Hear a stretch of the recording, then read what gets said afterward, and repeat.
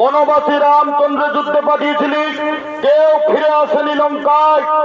ধীরে ধীরে লঙ্কার সৈন্যবল দুর্বল হয়ে পড়েছে, তাই আর আমি যুদ্ধকে দীর্ঘায়িত করতে চাই না। আজ আমি যুদ্ধে গিয়ে ওই বনবাসীদের আমি হত্যা করব। মহারাজ, মহারাজ, আপনার এখনই যুদ্ধে যাওয়া উচিত হবে না মহারাজ, কারণ আপনার পুত্র বলশালী মেঘনাদ তো রয়েছে মহারাজ। আজ আপনি ওই মেঘনাদকে যুদ্ধে পাঠিয়ে দিন মহারাজ। হ্যাঁ, ঠিক বলেছ রে মন্ত্রী সেনাপতিগণ, আমার সবচেয়ে বলশালী পুত্র মেঘনাদকে আমি যুদ্ধে পাঠাবো। কোথায় কোথায় রে মেঘনাদ?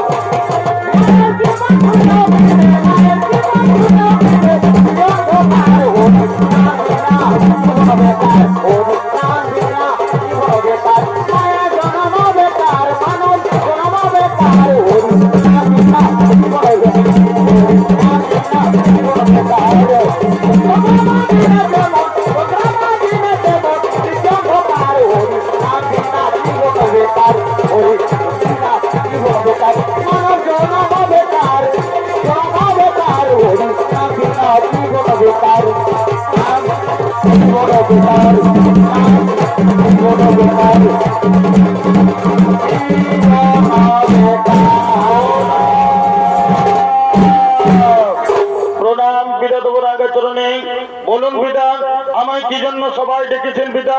ওরে ওরে পুত্র মেঘনাদ, আমি লঙ্কার যে সমস্ত বলশালী যোদ্ধাদের ওই বনবাসী ভিখারি রামচন্দ্রের যুদ্ধে পাঠিয়েছিলাম, কেউ ফিরে আসেনি লঙ্কায়। ধীরে ধীরে আমার লঙ্কার সৈন্যবল দুর্বল হয়ে পড়েছে, আর আমি যুদ্ধকে দীর্ঘায়িত করতে চাই না। তাই আমি মনে ভেবেছিলাম আজ আমি নিজে যুদ্ধে গিয়ে ওই বনবাসীদের আমি হত্যা করব।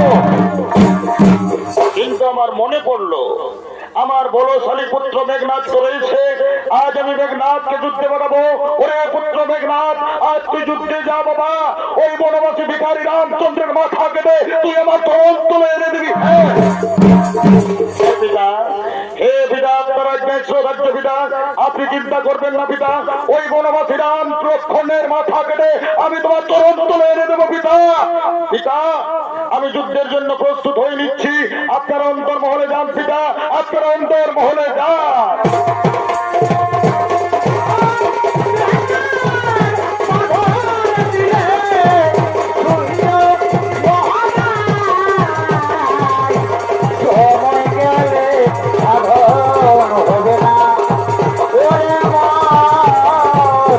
সময়